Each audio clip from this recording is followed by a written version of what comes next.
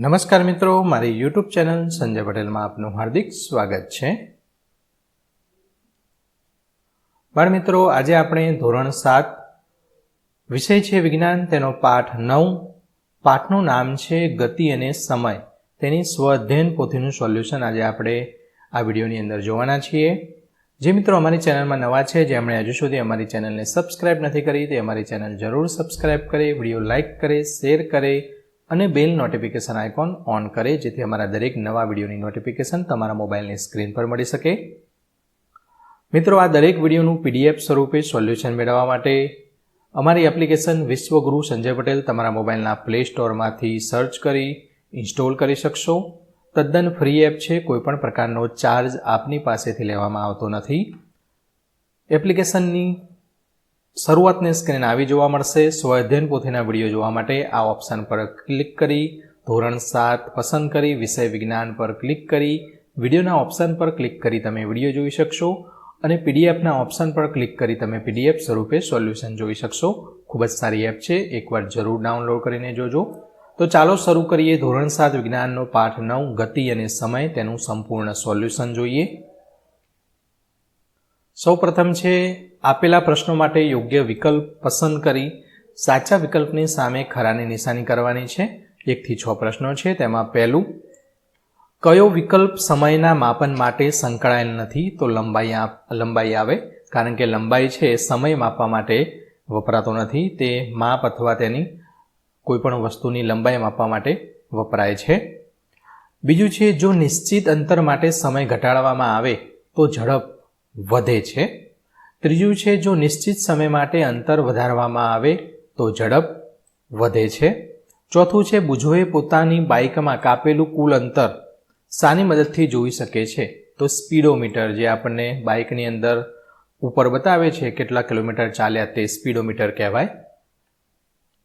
નીચેનામાં કયો સમય અંતરનો આલેખ નિયમિત ગતિનું સૂચન કરે છે? તો તેમાં આ આવશે। છઠ્ઠું છે, આવર્તકાળ એ કઈ રાશિનું સૂચન કરે છે? તેમાં સમય આવશે। ખાલી જગ્યા પૂર્ણ કરવાની છે, તેમાં 7મી ખાલી જગ્યા છે, ઓડોમીટર એ અંતર માપવાનું સાધન છે। 1 માઇક્રોસેકન્ડ બરાબર 10-6 સેકન્ડ, 1 નેનોસેકન્ડ બરાબર 10-9 સેકન્ડ।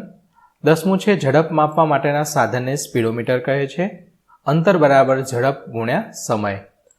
નીચે આપેલ ગતિના બે ઉદાહરણો આપો। તો 12મું છે, એક કારની ઝડપ 60 કિલોમીટર પ્રતિ કલાક છે, તો તેણે 20 મિનિટમાં કેટલું અંતર કાપ્યું હોય?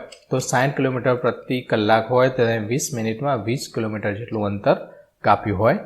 13મો પ્રશ્ન છે, એક બસ દ્વારા કપાયેલ અંતર અને સમયનો ગુણોત્તર 40 કિલોમીટર પ્રતિ કલાક છે, તો આ 40 કિલોમીટર પ્રતિ કલાક શું દર્શાવે છે?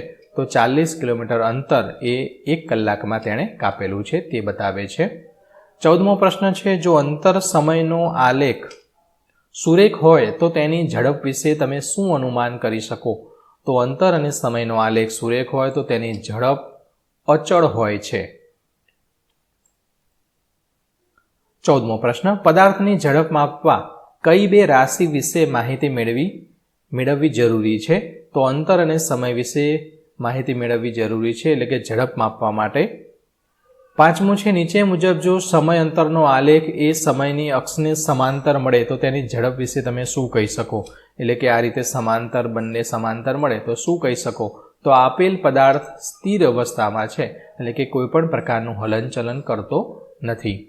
16મો પ્રશ્ન છે, નીચે આપેલ જગ્યામાં સાદું લોલક એક દોલન પૂર્ણ કરે છે, એટલે કે આ બાજુ જઈ અહીંયાથી જઈને પાછું તેની મૂળ સ્થિતિએ આવે છે, તે દરમિયાન તે ગોળાની જુદી જુદી સ્થિતિ દર્શાવીને આકૃતિ દોરો। તો આ રીતે તમારે આકૃતિ દોરવાની છે। 17મું છે, રમેશ શાળાએ આવવા 5 કિલોમીટર અંતર કાપવા 30 મિનિટ લે છે, જ્યારે અશોક તેટલું જ અંતર કાપવા 45 મિનિટ લે છે, તો કોની ઝડપ વધુ કહેવાય અને કેટલી? તો અશોક કરતાં રમેશની ઝડપ વધુ કહેવાય અને રમેશ કરતાં અશોક શાળાએ આવવા 15 મિનિટ જેટલી સમય વધુ લે છે। 18મો પ્રશ્ન, નેહાને તેના ઘરથી શાળાએ જવા માટે 30 મિનિટ લાગે છે, તેની ઝડપ 3 મીટર સેકન્ડ હોય તો તેના ઘરથી શાળા વચ્ચેનું અંતર શોધો. તો સમય બરાબર 30 મિનિટ બરાબર 30 ગુણ્યા 60 સેકન્ડ. 1 મિનિટમાં 60 સેકન્ડ આવે માટે અહીંયા 60 લખવાનો છે. તો ઝડપ 3 મીટર પ્રતિ સેકન્ડની છે. હવે અંતર બરાબર ઝડપ ગુણ્યા સમય. તો અહીંયા ઝડપ 3 ગુણ્યા 30 ગુણ્યા 60 એટલે કે સમય અહીં 60 સેકન્ડ લે છે. તો 5400 મીટર થાય તો 5 કિલોમીટર અને 400 મીટર જેટલું અંતર થશે. આગળ વધીએ. 19મું છે પ્રિયા 100 કિલોમીટર અંતર કાપવા માટે 50 મિનિટનો સમય લે છે, જ્યારે રિયા 50 કિલોમીટર અંતર કાપવા માટે 25 મિનિટ લે છે. તો કોની ઝડપ વધુ કહેવાય? તો સૌપ્રથમ આપણે પ્રિયાની ઝડપ શોધીએ. તો ઝડપ બરાબર અંતર ભાગ્યા સમય. તેની અંતર છે 100 કિલોમીટર અને સમય છે 50 મિનિટ. તો 2 મિનિટ 2 કિલોમીટર પ્રતિ મિનિટે કાપશે. રિયાની ઝડપ છે તો ઝડપ બરાબર અંતર ભાગ્યા સમય. તો 50 ભાગ્યા 25 તો 2 કિલોમીટર પ્રતિ મિનિટની રહેશે. તેથી પ્રિયા અને રિયાની ઝડપ સમાન રહે છે, કારણ કે બંને 1 મિનિટની અંદર 2 કિલોમીટર જેટલું અંતર કાપે છે. 20મું છે એક લોલક 80 દોલન પૂર્ણ કરવા માટે 140 સેકન્ડ લે છે. તો આ લોલકનો આવર્તકાળ શોધો. તો આવર્તકાળ બરાબર 140 80. તો 7 ગુણ્યા 20 અને અહીંયા 4 ગુણ્યા 20 તો એટલી સેકન્ડ લેશે. 21મું છે એક સ્કૂલ દ્વારા યોજાયેલ 1 દિવસીય પ્રવાસમાં બસ દ્વારા દર 2 કલાકે કપાયેલ કિલોમીટરની માહિતી આપેલ છે.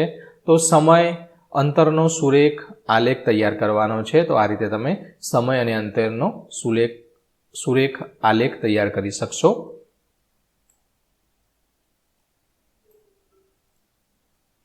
બાવીસમું છે એક ટ્રેન સુરતથી અમદાવાદની મુસાફરી કરે છે, તે દરમિયાન દર 1 કલાક વચ્ચેની સરેરાશ ઝડપ નીચેના કોષ્ટકમાં આપેલી છે. તો સમય અને અંતરનો આલેખ દોરો. નીચેના પ્રશ્નોના જવાબ આપો. સુરતથી અમદાવાદ વચ્ચેનું અંદાજિત અંતર 240 કિલોમીટર છે. તો અહીં સરેરાશ ઝડપ આ બાજુ આપેલી છે અને નીચે કલાક આપેલા છે. તો આ રીતે તમારે ગ્રાફને સમજવાનો છે. સૌપ્રથમ પહેલો પ્રશ્ન જોઈએ. ટ્રેન સૌથી વધુ અંતર કયા સમયગાળા દરમિયાન કાપશે? તો સમયગાળો છે સૌથી વધુ અંતર 60 કિલોમીટર જેટલું કાપે છે. તો અહીંયા 2 થી 3 કલાક દરમિયાન તે સૌથી વધુ અંતર કાપે છે. આ રીતે જવાબ આપવાના છે. આગળનો જોઈએ. ટ્રેને 4 કલાકની મુસાફરી પૂર્ણ કરી હશે ત્યારે તેણે કુલ કેટલું અંતર કાપ્યું હશે? તો 190 કિલોમીટર અંતર તેણે 4 કલાકની અંદર કાપ્યું હશે. તો બાળમિત્રો, અહીં ધોરણ 7 વિજ્ઞાનનો પાઠ 9 ગતિ અને સમય તેની સ્વ અધ્યયન પોથીનું સોલ્યુશનનો વિડીયો પૂર્ણ કરીએ છીએ. ફરી મળીશું આગળના વિડીયોની અંદર. ત્યાં સુધી આવજો. વિડીયો અંત સુધી જોવા બદલ આપનો ખૂબ ખૂબ આભાર. ધન્યવાદ.